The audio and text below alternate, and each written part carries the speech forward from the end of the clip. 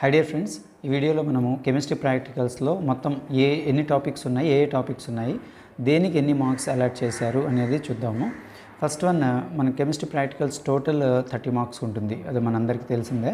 So ఈ 30 marks ఉండే ఈ 30 మార్క్స్ని ఏ విధంగా ఏ విధంగా డివైడ్ చేశారు, ఏ కాన్సెప్ట్కి ఏ టాపిక్కి ఎన్ని మార్క్స్ అలాట్ చేశారు అనేది చూద్దాము. ఫస్ట్ వన్, దీంట్లో ఫస్ట్ పార్ట్ క్వాలిటేటివ్ అనాలిసిస్. దీన్నే సాల్ట్ అనాలిసిస్ అని కూడా పిలుస్తారు. క్వాలిటేటివ్ అనాలిసిస్ లేదా సాల్ట్ అనాలిసిస్ అంటాం. ఇది మేజర్ పార్ట్ అనమాట. దీని ఒక్కదానికి 10 మార్క్స్ అలాట్ చేయడం జరిగింది.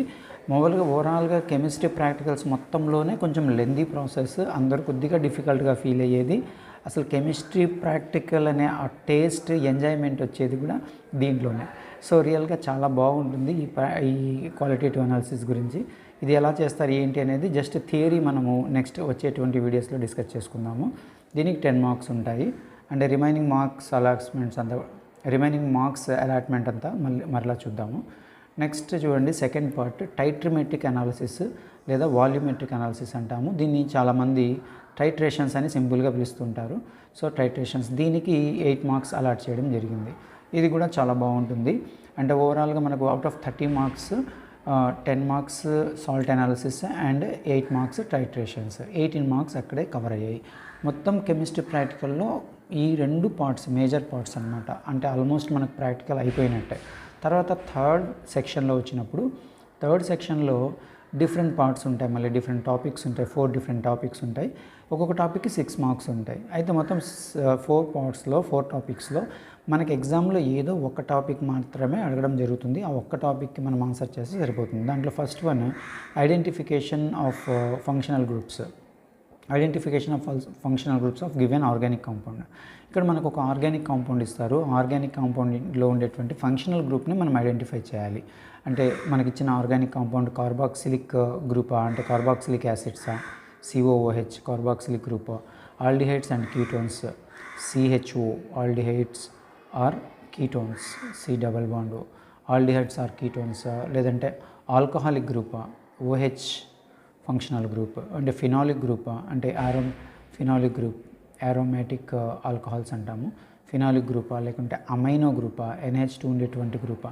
ఇలా మనకి ఇచ్చినటువంటి ఆర్గానిక్ కాంపౌండ్లో ఉండేటువంటి ఫంక్షనల్ గ్రూప్ని మనం ఐడెంటిఫై చేయాలి. దీనికి 6 మార్క్స్ ఉంటాయి. మనకి అన్నీ ఇవ్వరు ఎగ్జామ్లో. వీటిలో ఏదో ఒక ఫంక్షనల్ గ్రూప్ ఉండేటువంటి ఆర్గానిక్ కాంపౌండ్ ఇవ్వడం జరుగుతుంది. దాన్ని మనం వాటికి రిలేటెడ్గా ఉండేటువంటి టెస్ట్ చేసి మనం దాన్ని కరెక్ట్గా ఐడెంటిఫై చేయాలి, రిపోర్ట్ చేయాలి. అండ్ థర్డ్ పార్ట్లో second one, preparation of colloidal solutions. మీరు సెకండ్ ఇయర్లో సర్ఫేస్ కెమిస్ట్రీలో కొలాయిడ్స్ అంటే ఏంటి, కొలాయిడల్ సొల్యూషన్స్ అంటే ఏంటి, లియోఫోబిక్ ఏంటి అనేది చదువుకుని ఉంటారు. సో ఇక్కడ మనకు ఈ కొలాయిడల్ సొల్యూషన్స్ అడిగినప్పుడు లియోఫిలిక్ సాల్ట్స్కి సంబంధించిన ఒక టెస్ట్ చేయాలి, అంటే మనం ప్రిపేర్ చేయాలి యాక్చువల్గా. అలానే లియోఫోబిక్ సొల్యూషన్ కూడా ప్రిపేర్ చేయాలి. వీటికి ఈచ్ వన్కి 3 మార్క్స్, టోటల్ 6 మార్క్స్ వీటికి ఈ టాపిక్కి ఉంటుంది. తర్వాత థర్డ్ పార్ట్లోనే థర్డ్ వన్ క్రోమాటోగ్రఫీ. ఇది chromatography technique, preparation of chromatographic paper, evolution and calculation of RF value.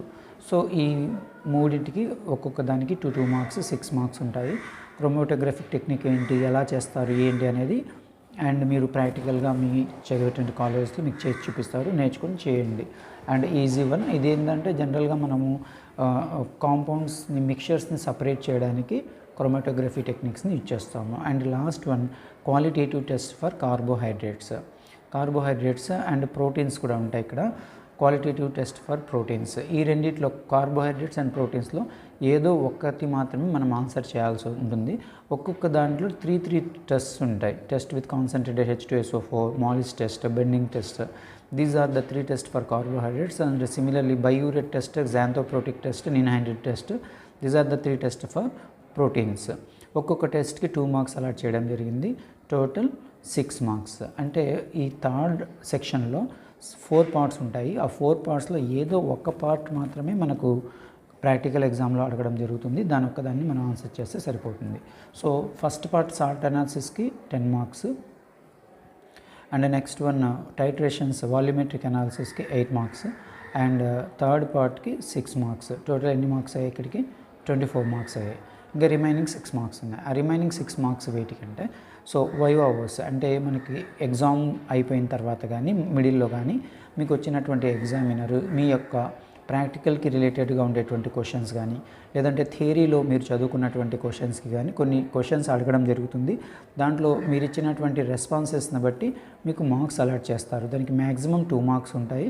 So మీరు మంచిగా ప్రిపేర్ అయ్యి థియరిటికల్ కాన్సెప్ట్స్ అయినా సరే మీకు వచ్చినటువంటి ఎగ్జామినర్స్ చాలా లిబరల్గా ఉంటారు. అండ్ మీరు ఏదైనా ఒక టాపిక్ సెలెక్ట్ చేసుకొని దాంట్లో క్వశ్చన్స్ అడగమన్నా సరిపోతుంది. లేదంటే జనరల్గా వాళ్ళు అడిగినటువంటి క్వశ్చన్స్కి ఆన్సర్స్ చేయండి. So based on your performance and 2 marks will be allotted for that.